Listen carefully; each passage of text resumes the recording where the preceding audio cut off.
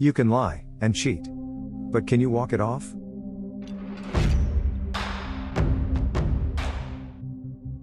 If you like true cheating revenge stories, you found the best place for your vengeful needs. In this cheating revenge episode, a cheating husband makes a promise, but falls back to his default setting of deception, costing him more in the end. One could call the second story petty, but a 10-floor walk of shame sounds absolutely brutal. Lastly, a story from a soldier who goes on deployment, only to see his best friend and brother in arms, going for his cheating wife. Before we start, tell the like button you love it more than pizza, even though we all know that isn't true. Naturally, viewer discretion is advised. These revenge stories might be disturbing to cheaters.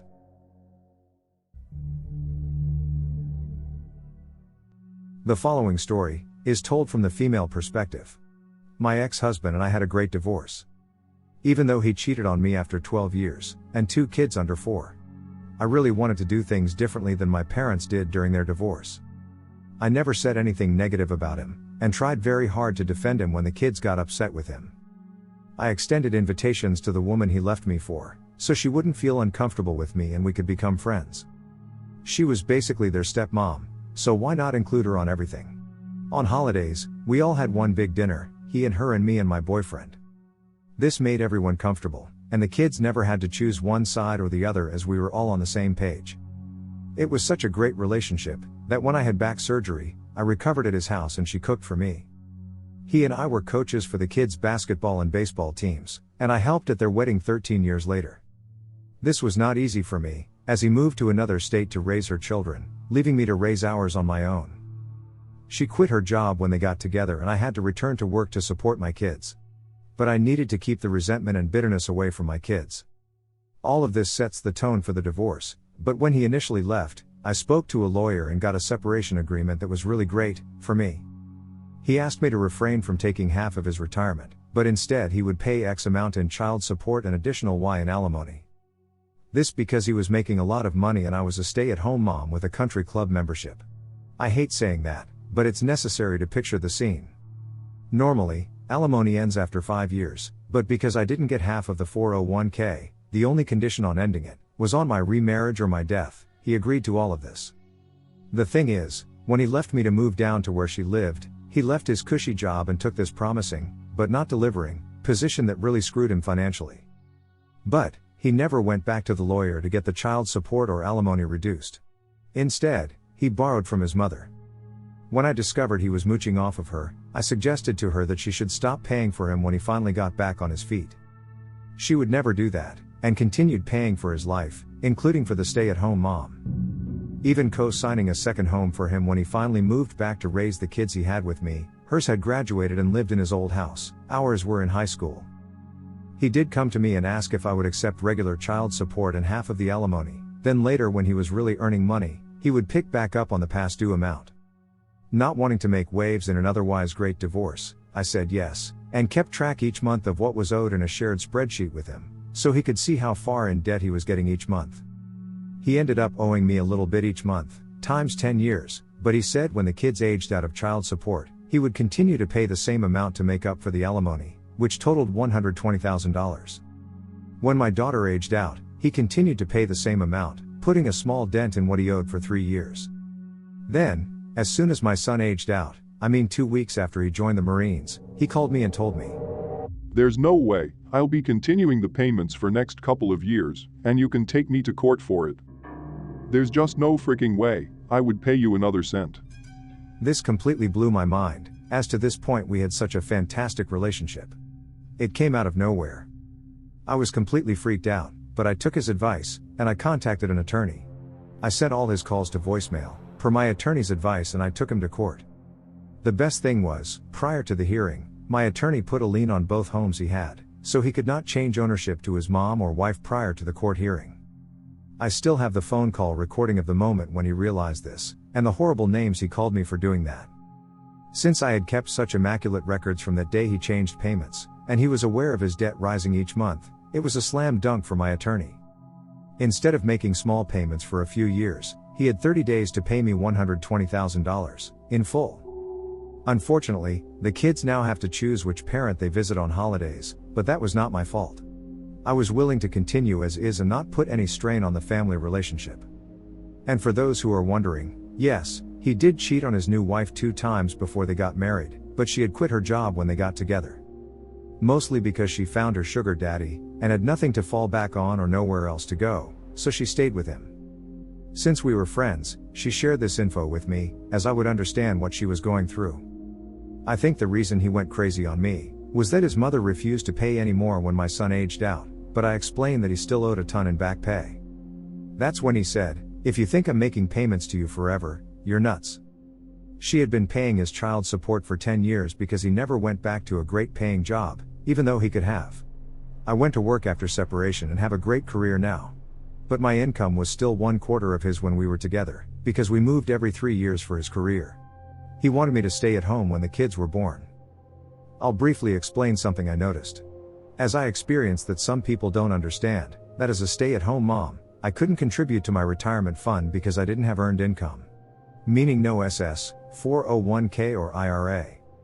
So he maxed out his contributions, so we could live comfortably in retirement. After 10 years of marriage, I was legally entitled to half of his retirement.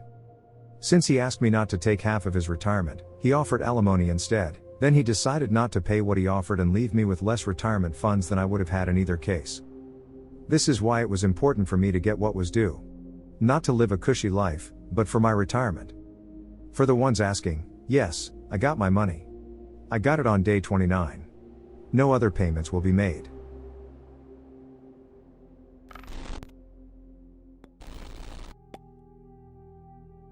This happened about 16 years ago. It's a story from a good friend who lives in South America. My friend, let's call her Maria, had been dating a guy called Oscar for 2.5 years or so, when she found out through the grapevine, if you live in a small town, you'll understand, that Oscar had betrayed her. He'd been to a party, got a girl drunk and had sexy time with her. News of his actions had spread as gossip does. The worst part of it was that it seemed that it wasn't the first time that it had happened by a long shot. Well, Maria heard and plotted revenge. She invited him to her flat for a special afternoon of fun with her and her friend Vanessa. Oscar could not resist this temptation, so he went. Picture the scene. He goes into the building where she lives, gets into the lift to go up to the 10th floor to get to her apartment. He rings the bell in excitement. He can hear music playing from behind the door.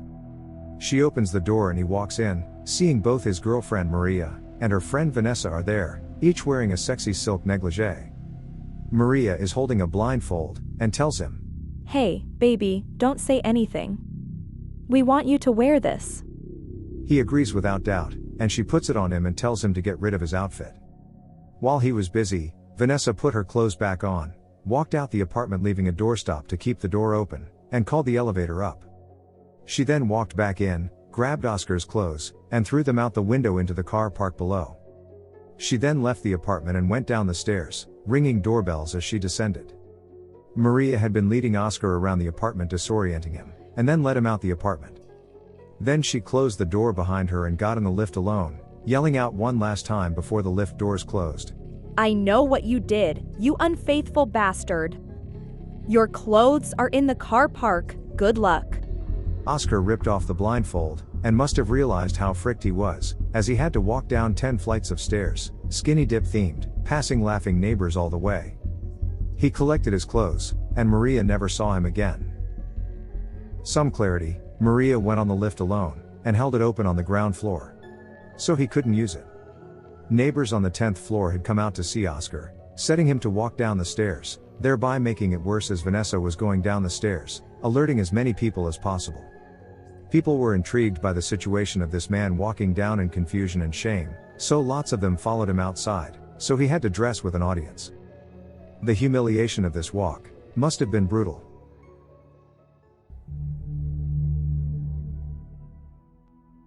Back in 2013, I was transferred from sunny San Diego to Camp Lejeune, North Carolina.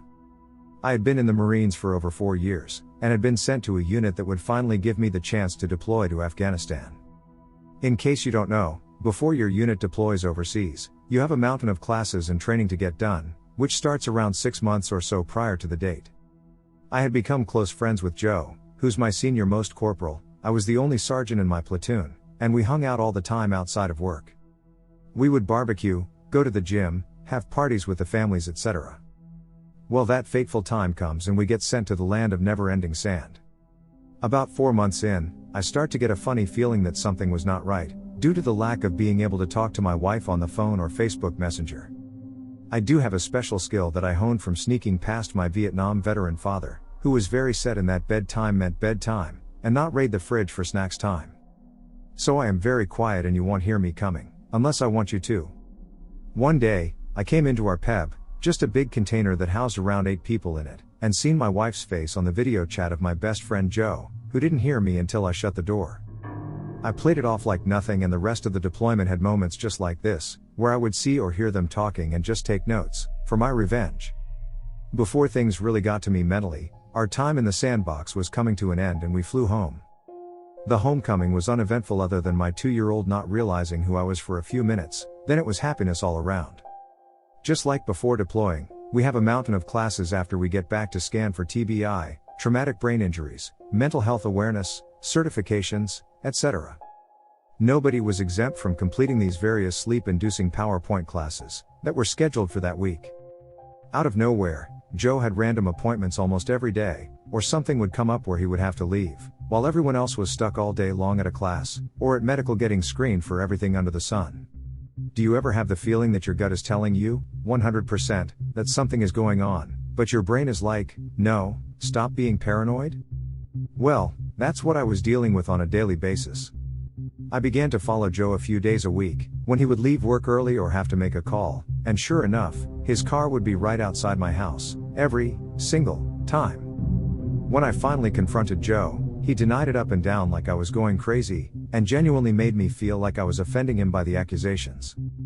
I quietly compiled the evidence and brought it all to the battalion sergeant major, who, if you don't know, is the top of the food chain under the battalion commander. After a week or so, I get called into the battalion commander's office to discuss his findings, and to ask me what I want to happen. My answer is simple. I want his rank. Justice came swift and painful. Joe was awarded loss of rank, forfeiture of half month's pay for 2 months, restriction and extra duties. Shortly after we came back to the States, Joe was promoted to sergeant, and in less than a month, his rank was gone. I heard from mutual friends that he left his wife to be with his new girlfriend, who is also pregnant with his 3rd son. Oh, and in case you're wondering, I was trying to stay with my wife for my son, but I found that was a huge mistake. A few months after the dust settled, I was transferred back to San Diego to go on a cruise, and my wife and I were giving this our last shot. I went underway for 2 weeks, and guess where she flies to? His house, to have their last bit of time together. After I found all of this out, I just lost any interest in being nice and making it work. I deployed on the ship, and actually met my new wife there. We've been together ever since, and I have been much happier than when I was being mentally tortured by my ex. Moral of the story: don't sexy time your best friend's wife.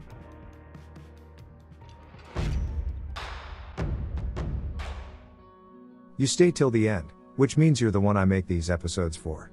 I want to take this moment to thank you. I really appreciate you, because you bring me a great amount of joy. Subscribe for future uploads and show your vengeful devotion by tickling the like button, without mercy. Do you have any experiences surrounding the topic of this episode? Share yours below, I'll join the conversation. And I'll be seeing you in the next one.